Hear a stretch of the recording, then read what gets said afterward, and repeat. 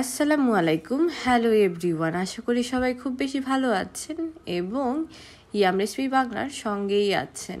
আজকে যে ভিডিওটি আপনাদের সাথে শেয়ার করব তা হচ্ছে প্রায় 1 মাস আগে রেকর্ড করে রেখেছি। আর বিভিন্ন কারণে আমার এক্সাম ছিল, তারপর হচ্ছে আমি সিক ছিলাম, তো সব কিছু মিলিয়ে হচ্ছে আর আপলোড করা হয়নি। করব করে আবার তার মধ্যে তো আলসেমিও আছে। যাই হোক, কথা বলতে বলতে কিন্তু চলে এসেছি আজকে বিয়ের বাড়িতে।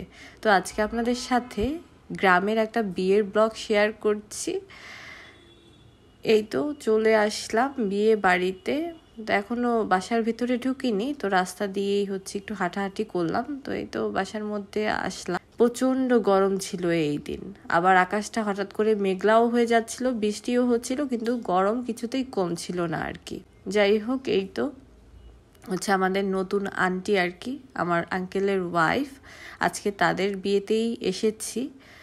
তো এই যে দেখুন, হঠাৎ করেই আবার বৃষ্টি নেমে গিয়েছিল, তো জানলা দিয়ে একটু বৃষ্টি দেখছিলাম। বৃষ্টি দেখতে ভালোই লাগে। কে কে হচ্ছে বৃষ্টি দেখতে পছন্দ করেন কমেন্ট করে জানাতে পারেন চাইলে। তো কিছুক্ষণের মধ্যেই হচ্ছে আবার খাওয়া দাওয়া শুরু হয়ে যাবে।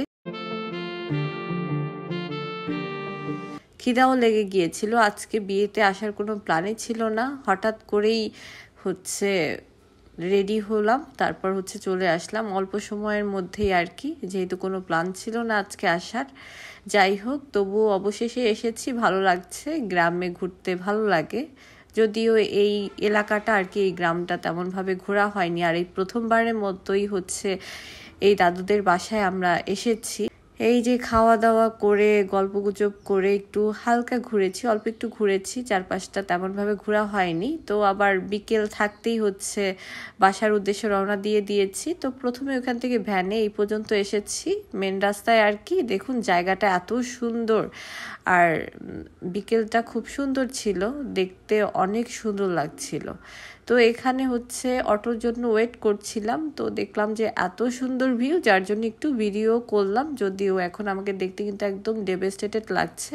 আবারও অটো পেয়ে গিয়েছি, এখন বাসার উদ্দেশ্যে রওনা দিয়ে দিলাম। তো সবাই ভালো থাকবেন আর ইয়াম রেসিপি বাংলার সঙ্গেই থাকবেন।